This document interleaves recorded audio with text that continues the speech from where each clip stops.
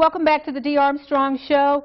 We have DJ Chip here rocking the set with us. You know, there's so much coolness, I can hardly stand it. But I do appreciate you being here. I appreciate you inviting me. You know, this next segment is going to be about Black history, and we're going to talk a little bit about that before we introduce a couple of packages.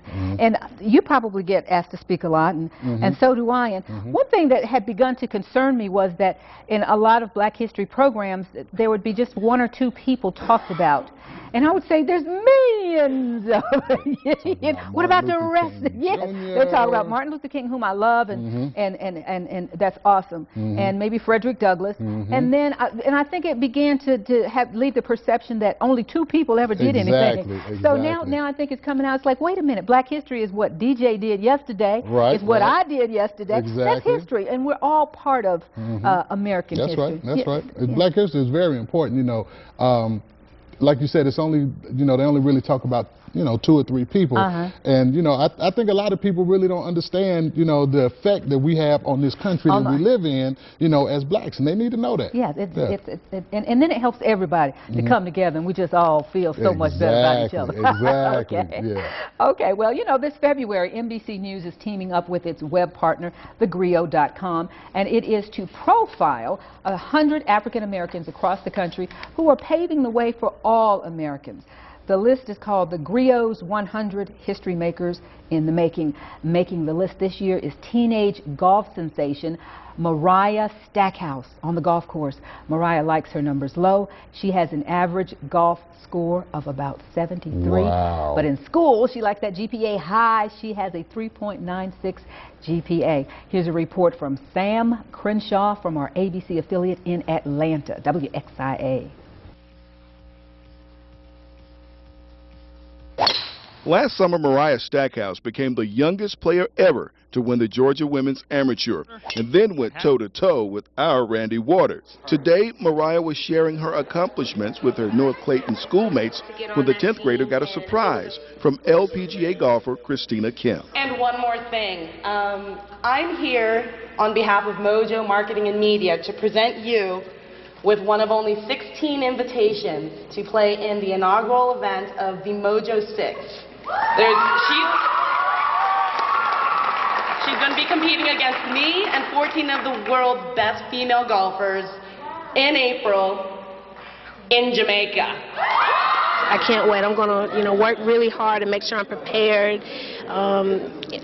This is amazing for me, and I'm just shocked, and I feel blessed to have been honored with this invitation. Days like today make parents very reflective. Mariah has come quite a ways in her 15 years since first encountering the game here at the Browns Mill course in Southeast Atlanta. It's timely, not too fast, not too early. It's just at the appropriate time. She's walking in her element now. One thing we just tell her is don't worry about the outcomes of any competition. Do the best that you can, work hard, and she has a very good work ethic. As Mariah prepares to tee it up with the big girls, she can't forget those who have helped along the way. Now, you know Randy Waters is going to want to take a little credit for this since he played with you last year. I don't know if you give any credit to him at all, or did he hurt your game, or did he help your game that day? He gave me some laughs, I'll put it that way. Wow. Can you believe that? He gave. Wow. Well, she's diplomatic as well as a hard worker. Did you hear that coming out of a teenager's mouth? I will prepare. Exactly. And be ready. And she's shooting a 73. I don't know if you golf or not, but that is wonderful. Awesome. I played in the Omega's annual game, and I shot like a 125. I suck. Oh, but you know you're honest, okay? Hey. You're honest, okay. All right. You know, there's another person who's making the Grio's list this year. It's Atlanta Mayor Kasim Reed. He's clearly focused on keeping his city financially sound. When he took office last year, the city had only about $7 million, not much for a city in reserves, and was laying off firefighters. Now the city has $58 million in reserves, largely through his pension reform. And he's done all this while maintaining a 70% approval rating. Now this report is from Brenda Wood at our NBC affiliate, WXIA Hotlanta. Hey, what's going on, man? I'm Kasim. Just wanted to say hi. For 13 years, Kasim Reed has come to the same barbershop in Southwest Atlanta. Y'all got robbed. So it's always good to come here because it feels like home. A hometown kid, just about everybody here he's known or known their families since childhood. And this is my friend Robert McGee, who I went to first grade with. His friends call him K. And back in the day, he used to get a high-top fade. Not anymore. Yeah, I wear a Caesar, which means you just basically try to keep it low and neat. I don't have much time for fashion or to keep it up. The always clean-shaven, well-dressed new mayor, he likes designer suits, is a little busy these days. Still, in a one-on-one, he opened up a bit about his personal life. Remember, he is a bachelor, so I had to ask for all the single ladies. You're available, or are you not? Oh, I'm not. Yeah, I was getting ready to say, you're getting ready to get me in big trouble. Yes, he's been dating the same lady for some time now, though he doesn't say much about her. And even with a lot on his agenda, he told me there's one personal item he intends to fulfill. Oh, no, I think I'm definitely going to be married before the end of my first term. A precocious politician desperately seeking normalcy. The 40-year-old has put aside having a family and has campaigned for most of his adult life, since he was 29. A grueling pace for this lawyer politician. And always by his side, his mother, Miss Sylvia, right there on Election Day. Reed says during the campaign he had to stop her from Googling him every day and battling the bloggers. She wanted to write letters to every single human being that said I was awful. Around the Kemper area, it's starting to gray a little bit more than normal. Mayor of one of the biggest cities in the country, Reed counts sitting here as one of his greatest assets. The barbershop, he says, keeps it real. That man right there is lethal on the jokes. A swirl of laughter and ribbing, catching up, and grade school memories. Favorite teacher? That's close. I had a teacher named Miss St. John.